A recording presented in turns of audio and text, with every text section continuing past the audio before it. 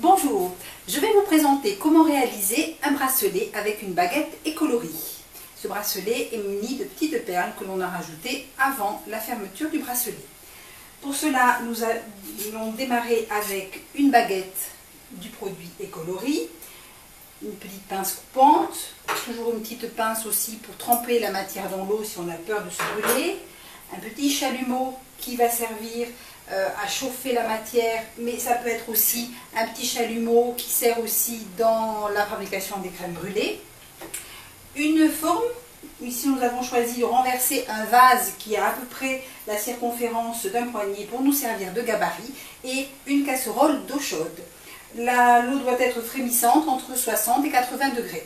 Donc nous commençons par tremper la baguette qui fait 20 cm de long sur 3 mm de diamètre. Nous l'avons choisi dans une couleur rose.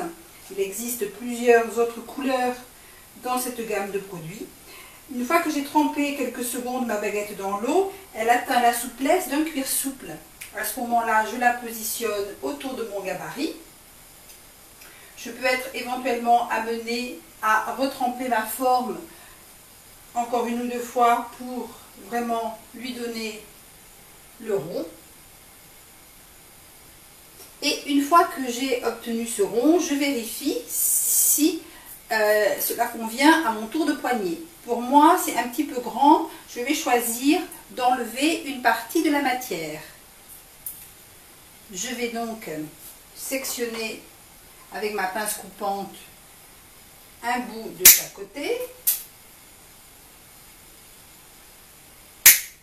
Je vais retremper un petit peu dans l'eau chaude pour bien repositionner si j'ai eu une déformation. Et une fois que je suis arrivée à ce stade-là, je vais rentrer mes perles qui ont une circonférence intérieure de 3 mm, comme la baguette. Donc je vais glisser mes perles dans la baguette. Voilà. Donc là j'ai choisi des couleurs qui moi me plaisaient. On va rajouter encore une perle. Et puis voilà. Et je vais venir fermer les bouts ici de façon à ce que les perles ne puissent pas sortir.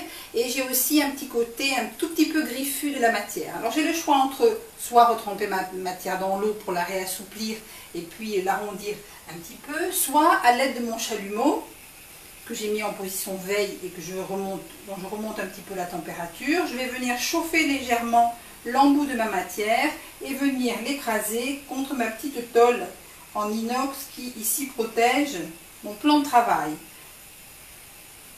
À nouveau donc mon bout là va, une fois écrasé, va empêcher les perles parce que ça va venir faire un peu butoir au bout de la matière, ça va venir empêcher les perles de sortir.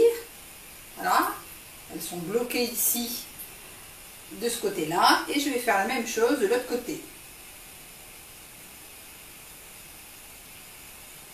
Je chauffe légèrement, j'écrase ma matière et j'obtiens ici un petit bout embouti.